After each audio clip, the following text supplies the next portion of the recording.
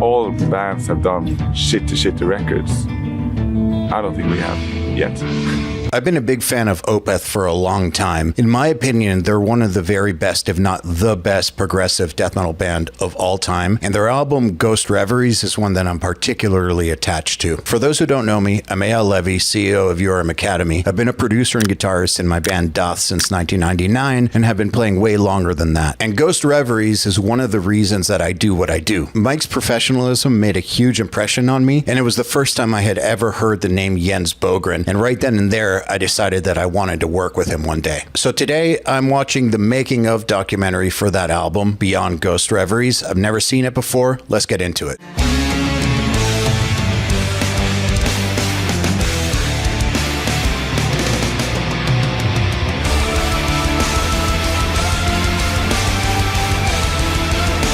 I will say it, even though I probably don't need to. This album is unbelievable.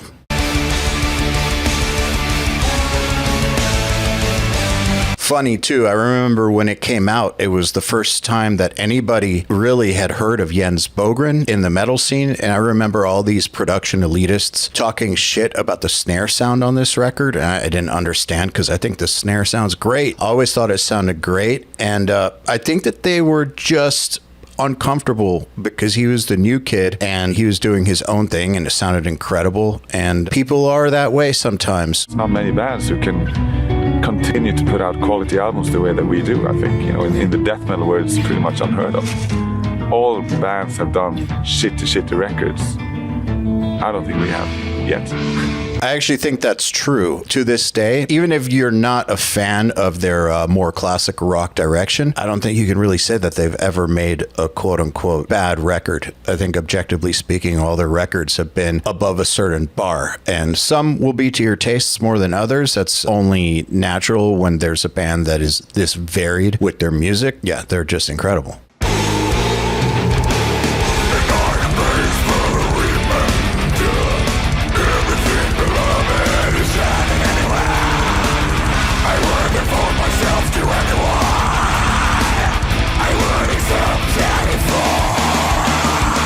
For death metal, this is a death metal part, the technique that he's using is actually not very common. I mean, look, he's just strumming. Strumming is a basic technique. I'm not saying that strumming is reinventing guitar playing, but the looseness with which he's strumming is basically almost like folk style, and it's not something you typically see with intense death metal parts. So this sound that at this point in time we might even take for granted, it's just the Opeth sound, consists of some things that actually, if you think about it, are kind of weird, like folk strumming over a death metal or a blackened death metal part. Hey, we want to tell you about Nail the Mix Plus. As a member of Nail the Mix Plus, you get access to every single Nail the Mix session, and you'll also get our entire Fast Track library, one-on-ones, and Mix Rescue. Let's break it down. The Fast Track library is an ever-growing collection containing over 100 hours of comprehensive training on subjects that we don't cover in detail on Nail the Mix. You ever wished you could call one of your favorite producers and pick their brain? One-on-one is your chance to have that opportunity. Each and every week, we have slots available for you to book a 20-minute call with one of our admins. Short of being an intern at a top-level studio, there's really no other way to get this kind of personalized feedback at this level. And there's also Mix Rescue, where we pick one of your mixes to open, remix, and explain every decision along the way. You can download this session and learn from what I've put back into it. We think Nail the Mix Plus is amazing, but we're obviously biased. So don't take our word for it. Here's what our members have to say. And there you have it. So check out Nail the Mix Plus, and we'll see you there. I think there's 3 recordings and 4 albums in Gothenburg, and we decided that it's time to move somewhere else. And we're talking about recording in Texas in the United States, but that's a great studio that we were looking at in El Paso, but it's easier to be close to. I think they were looking at Sonic Ranch. If you look at my previous Cannibal Corpse reaction, the one that came out like 2 weeks ago, that's Sonic Ranch. I think that that's the studio that Peter is talking about going to, but they went to Fascination Street in Sweden instead. And I've been to Fascination Street. I imagine that this is the old building, which was just a house basically in the Swedish countryside. Very, very out there. Very, very beautiful too. It's cheaper, you know. Swedish studios are cheap, and it's easy to just pack everybody in a van and then leave and you're in the studio. It just takes us 2 hours to go there. I'm happy with the album overall. I think it's a good collection of songs, good sound, good production, good performance by everybody. I'm very happy with my vocals on this one, especially clean vocals. I think they sound like I actually can sing. He's been able to sing for a long time, but I remember seeing them live before this album, and it definitely seemed like he was kind of shy about his clean vocals. And I think with this album, you could tell that he kind of came into his own and got confident. He was almost meek on stage when he would go to do the clean vocals. The screams are I was kind of worried in a way that I'm going pussy. You know, I can't do the meanest, most evil sounding screams anymore. I don't know if I agree with that. I don't think his screams got any worse. I think artists don't necessarily have the best or most objective view on their own abilities. And they are very, very good. I think it's one of my best performance vocal-wise overall on this new album.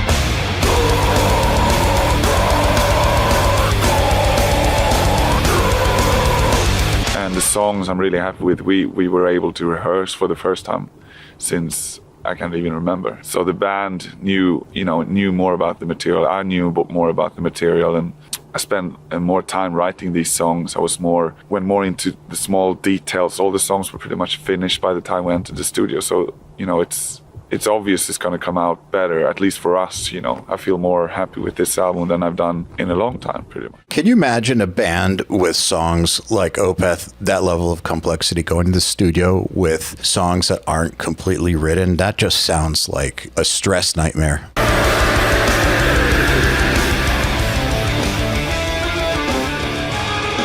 Fuck keyboards. I was one of those guys. I didn't like keyboards. Fuck keyboards, yeah. We've all been that guy at some point. Some people still are. I'm not anymore. In the beginning, but since I got into the whole progressive rock thing, I started to appreciate and even love some of these sounds. Hur mår du, Per? Jag mår bra. Hatar att bli filmad då. Värsta jag vet. Hatar du det? Ja, det har jag. Varför gör du det? Jag hatar det. Hur kan man hata det? Det kan inte vara värre än krig. Det är det faktiskt. One thing about music people is they really have this tendency to make a big deal out of things that aren't a big deal. He can play the keyboards obviously better than anyone I know, and he can sing. He's got a great rock type of voice, old man's rock. He can play the guitar, better than me basically. Not really.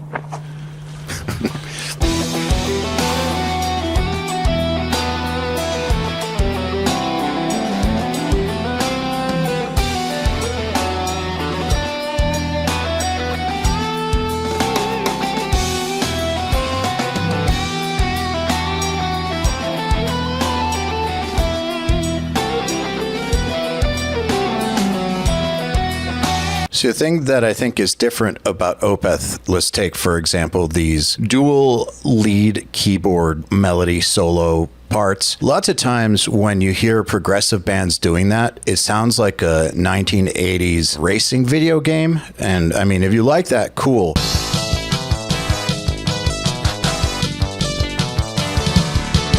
But I've always thought that for the most part, it sounds pretty fucking cheesy. When Opeth do it, it doesn't sound cheesy at all. It's just very, very tasteful, very musical. They figure out how to do it in a way that actually works. I mean, you could say that the racing game solos work too, but they're just not very tasteful, in my humble opinion.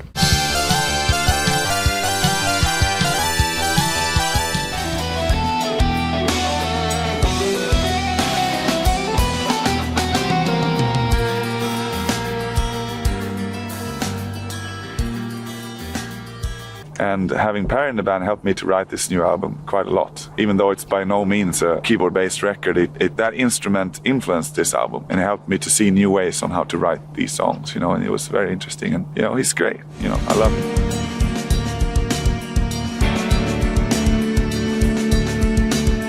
Another thing that I think sets Opeth apart is the types of drum beats that they would have over their clean parts is not something that you would normally hear in metal over clean parts. I think if you go back in time and you listen to clean parts in metal bands, oftentimes they'd have drums that were just too stiff or too sampled sounding or too over the top, or just kind of like two worlds were colliding that did not go together. But the way that Opeth did it, it sounded perfect. It was just the right amount of room sound, just the right type of playing, just made sense for clean parts. It's actually really, really unique if you go and listen to everything else that was going on at the time or before.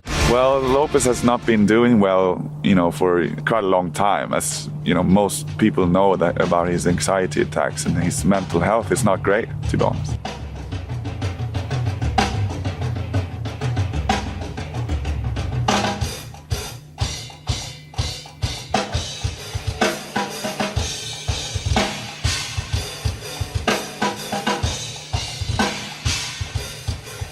We had many long talks, me and him. Sometimes he's like, I'm not sure if I want to continue with this band. And the next day he's like, I'm so happy I'm in this band. If it wasn't for this, So at this time, we don't really know what's going to happen with Lopez. I'm hoping that he will recover and find his way back into the band. He's a natural talent. We sent him back home. We did the Sounds of the Underground tour, and basically he wasn't fit to play. We thought he was when we went out for that tour. And we realized, and he realized that he didn't.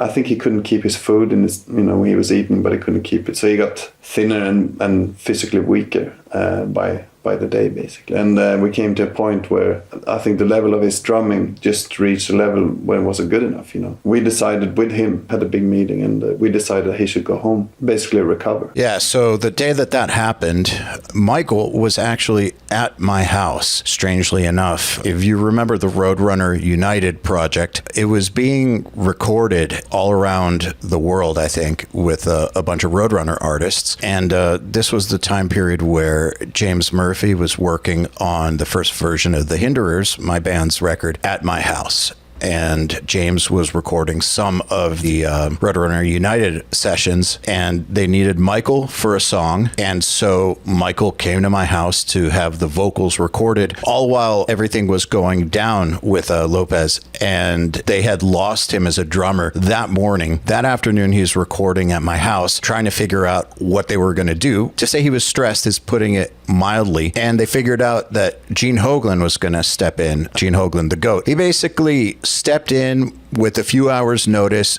0 rehearsals, and played an Opeth set, stuck with them for the rest of the tour. Pretty nuts if you think about that. It's pretty unbelievable to be able to just step in with a band like this, never having played their music before. That's why he's Gene Hoglan. We didn't want to say to him, after all these years, like, you got to be back in 14 days, because we're great friends with him, and pushing a guy like that is just going to make it worse. He's gonna be back in 14 days, but then the same thing is going to happen 2 weeks later. So we said to him, take the time that you need, but we have to work in the meantime. Yeah, what were they going to do? Just leave the tour? I don't think so. He played with us on the Sounds of the Underground tour, and now we have Martin Axelrod, or Axe, as we call him, playing with us, and he's also a fantastic drummer. Yeah, Axe is great. Phenomenal. People think he's a metal drummer, but he's a rock. He has the same background as me. I think one of the things he said, asked him about his influences, is that Ian Pace. I was like, you're in. It's important for us to have anyone who plays with Opeth needs to step out of just being a metalhead. That won't work, simple as that. Obviously they need to have that nailed down as well, all the metal kind of things like the double bass and fast kind of fills or whatever. But there's so much more to this music than just metal. So actually, on the way to Sounds of the Underground from my house while I was driving him back, he actually explained this to me, that his vision for Opeth was to be the farthest thing away from a regular death metal band. He loves death metal. It basically exactly what he's saying here, but if it was just a death metal band, he probably would have broken it up a long time ago.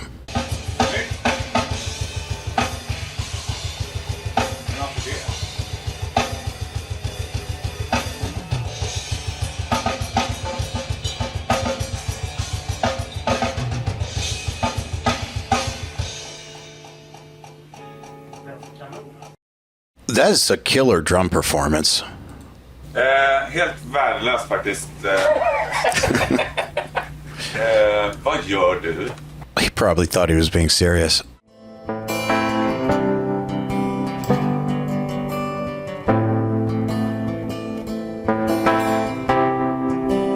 During the intro, we always shake hands.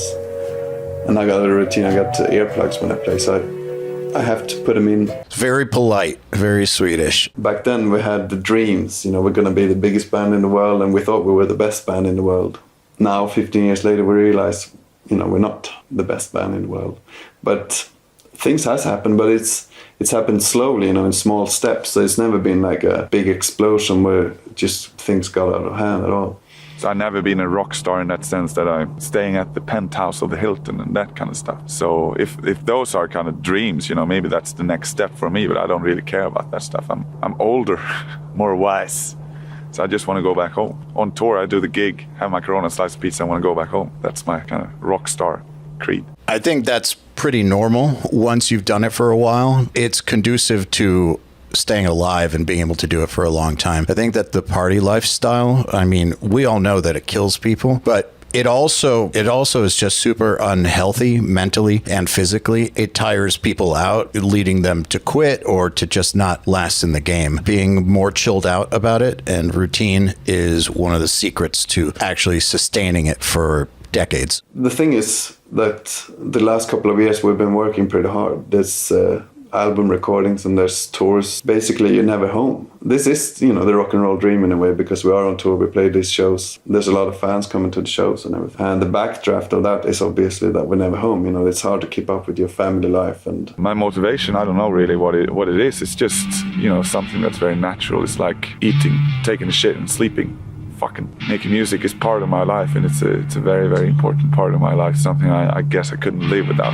It's one thing I remember from doing a podcast with Mr. John Petrucci. We were talking and we were answering some questions from the listeners, and one of the questions was, how do you get motivated to practice? And I remember Petrucci saying he doesn't get motivated to practice. He just does it. And that got into the whole idea that if you're having to seek external motivation, you might not have the commitment necessary to get to the level you might want to get to. Now, that's not to say that every single time that you got to practice, you're going to feel like it, but whatever it is within you that can overcome that resistance every time, that's what really matters. And you shouldn't have to hype yourself up to do it, and you shouldn't have to seek motivational aids or tricks to getting yourself in there. You should get in there and do the work because you're driven by something inside of you to do it, something that drives you enough that you do it even when you're tired, even when you don't feel like it, even when you don't feel like you're getting much better.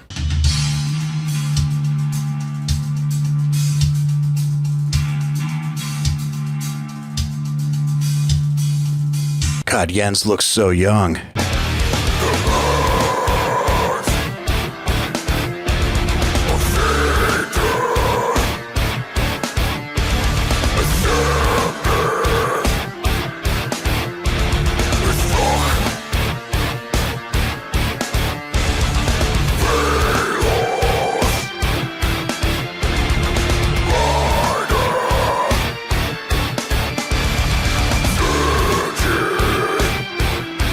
Having this or some sort of a fret wrap, something to mute the strings you're not playing or to mute piano wire sounding strings behind the nut, really, really important, because those vibrations will get into your DI and there's nothing you can do to get rid of them. So cut them off at the source.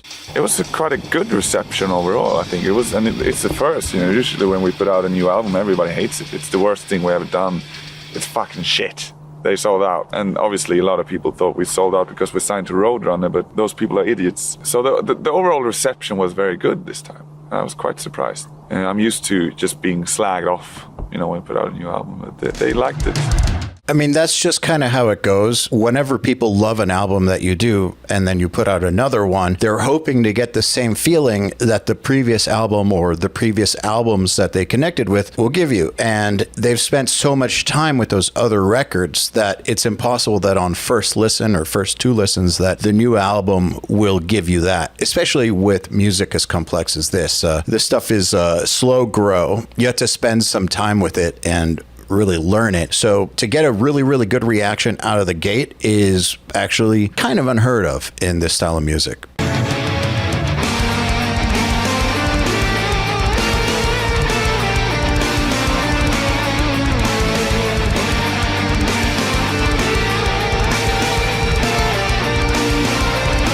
Those are some choice guitar harmonies.